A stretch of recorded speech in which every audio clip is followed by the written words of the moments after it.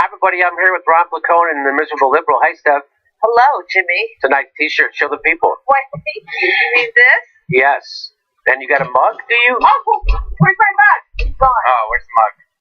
You can get that T-shirt. There's a link right there. Spreadshirt.com. It's a great way to help support the show. You get all our T-shirts over there. You can get our mugs, everything. We got lots of stuff. Thanks for supporting the show. They're demonetizing our videos like crazy. Today we're talking about, I predicted that Trump would create a fissure in the Republican Party. I said, I was just repeating some other smarty pants people's thoughts on this, that a lot of Republicans said that they should vote for Hillary Clinton because if Trump becomes president, he'll split the Republican Party. And so we've seen signs of that happening all over the place. Trump's even attacking his own Republicans in the Senate. He's attacking John McCain. He attacked Senator Flake. He attacked Murkowski. He's attacking lots of his own people in his own party. And so now, this is from yesterday. There's a guy named Jay Danforth. How do you say his name? Danforth, right? Danforth. Danforth, that's how you say it. So, he's an ex-senator from Missouri.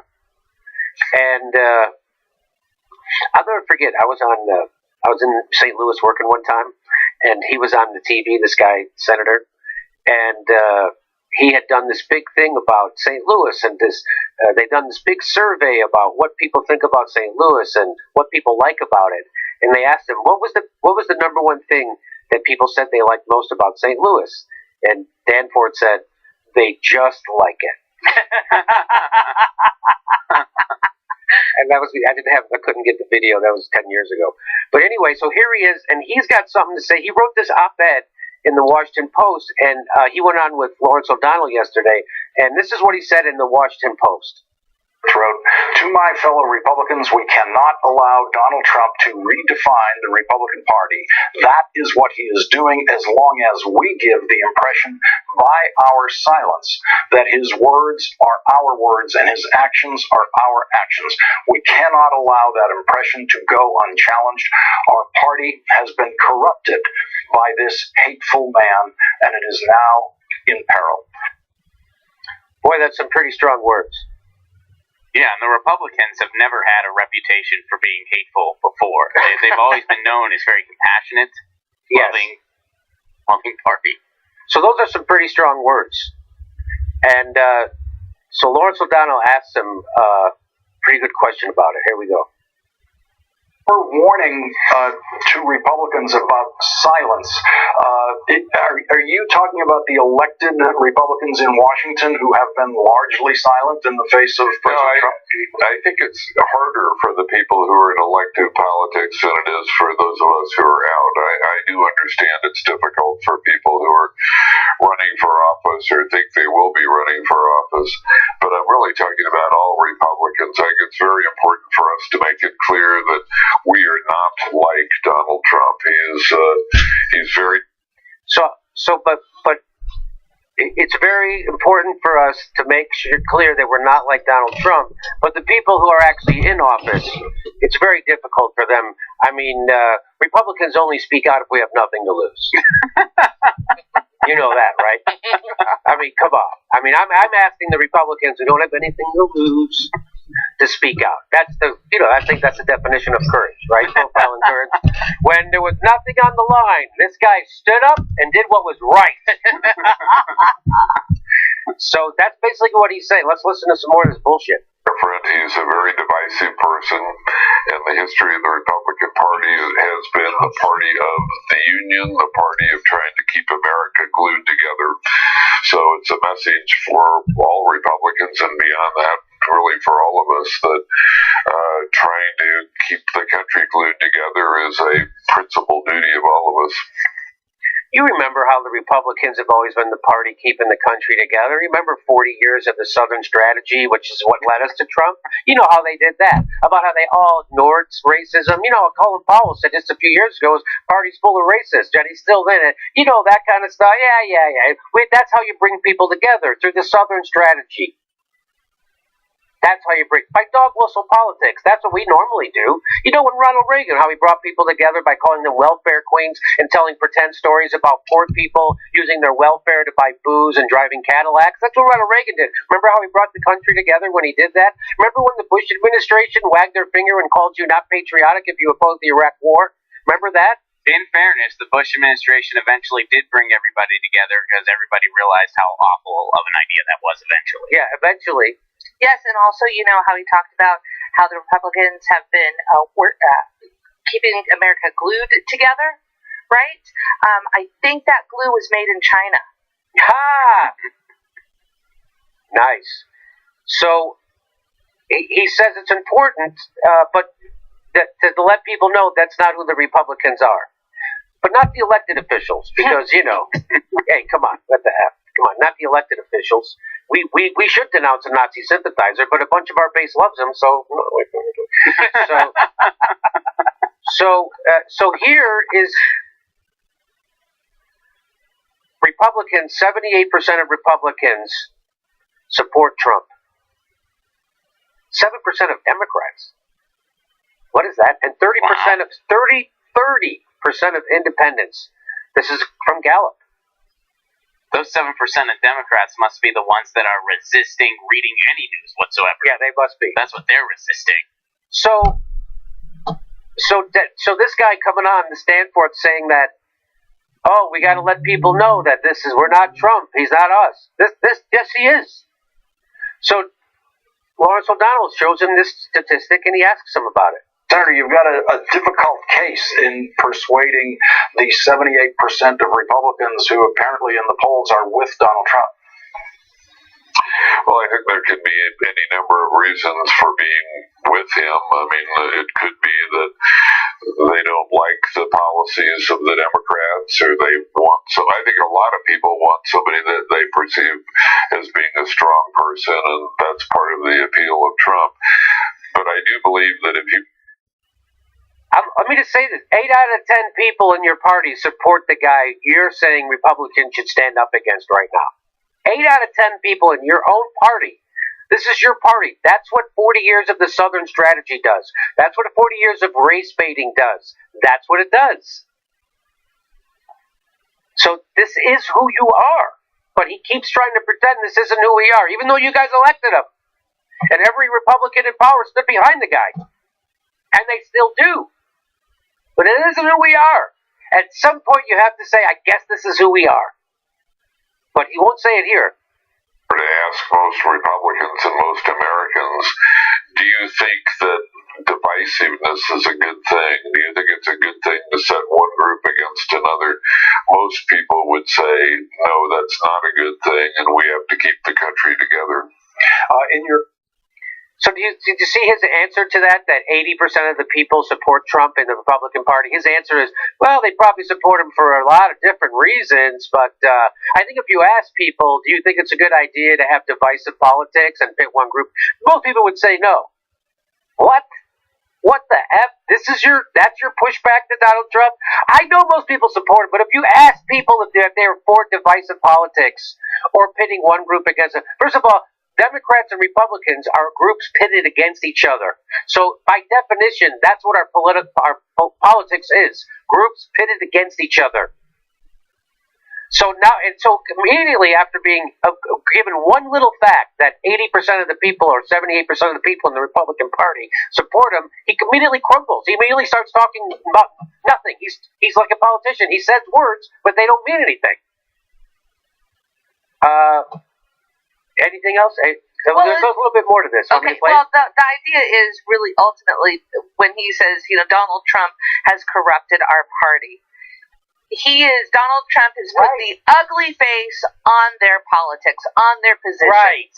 I mean, that's ultimately what's happening. I want a nicer face. Maybe Pence. Yeah. He's nice. I want a nice face, like Ronald Reagan, who says nice things while demonizing poor black people.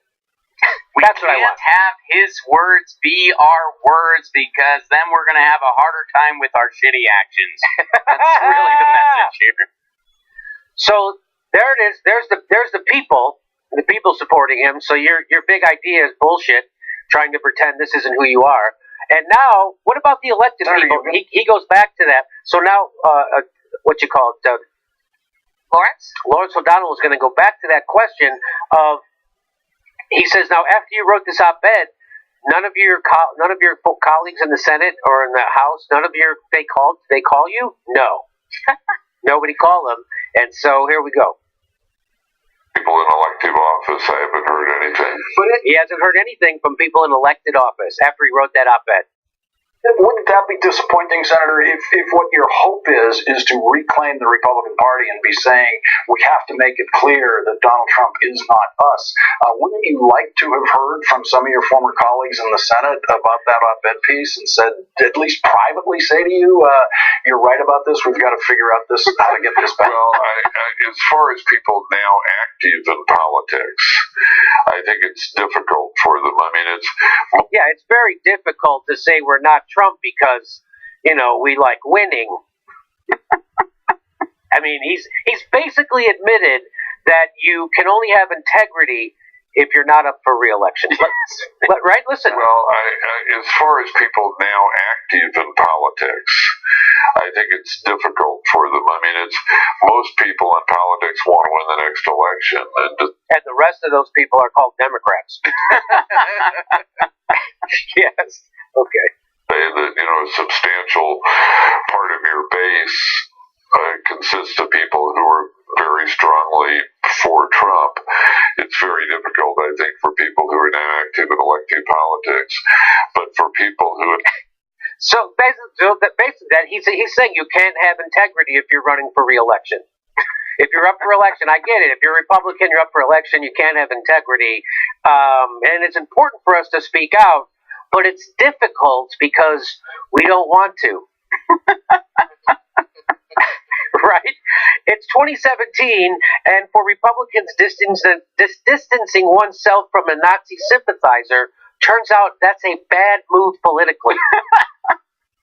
Distancing yourself from a Nazi sympathizer in 2017, a bad move politically for a Republican. This is what he's letting us know. This is literally what he's telling us, right, Ron? Yeah. Republicans only speak out if a lot of Republicans have something to lose, right? So they can't say anything. And of course we want to speak out against Trump, but we really we want the people who like him to vote for us. So we're going to lie. We're going to pretend we like him too. We're not going to say anything. He's revealing how empty politics is, basically, and he's basically saying how rotten the Republican Party. He's literally saying that. He's saying, no, not people who are in elected office or running. Those people couldn't possibly do the right thing or try to keep the country together, as he so ominously said. We're trying to keep the country together. And nobody in the Republican Party who's in elected office cares about that. They care more about their own re-election. So why wouldn't you call those motherfuckers out? Why wouldn't you call them out? But you're willing to call Trump out, but not the people who are standing with Trump?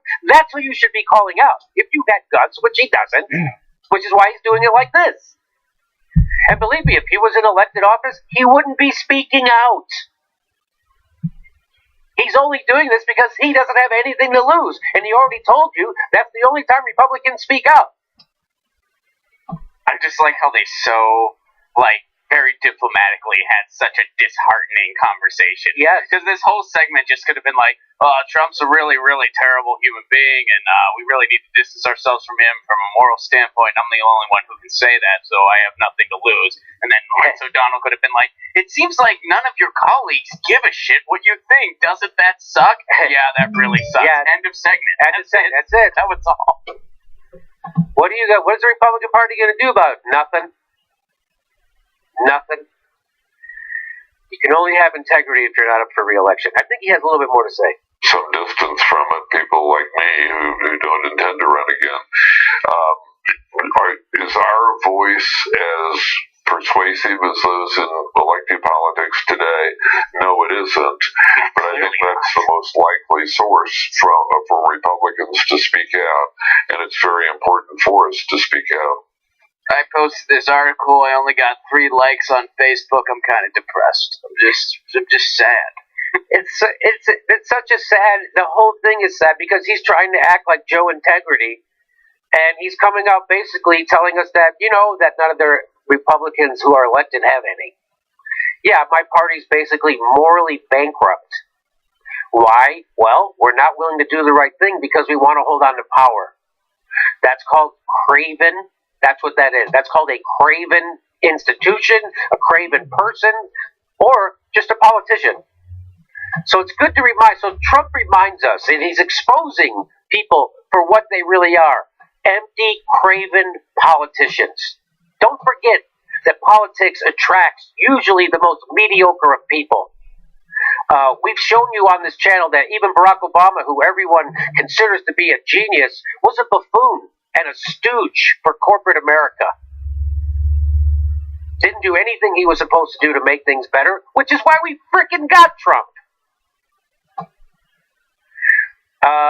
So there you go. I would tell Senator Danforth it's going to be a sad day for you, huh?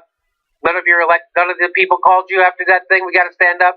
Turns out nobody's going to stand up. Turns out this is your party, and that's what you have to accept. This is the result of 40 years of Southern strategy. This is what happens.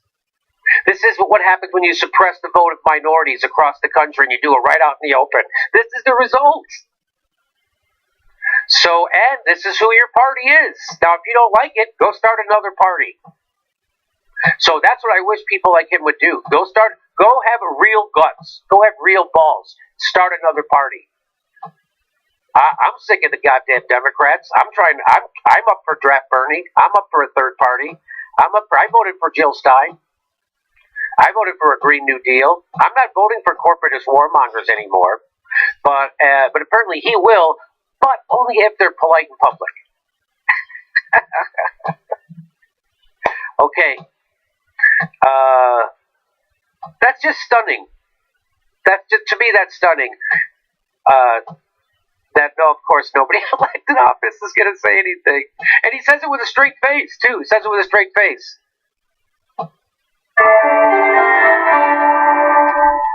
Hey, everybody, we have 2 live Jimmy Dore shows in September.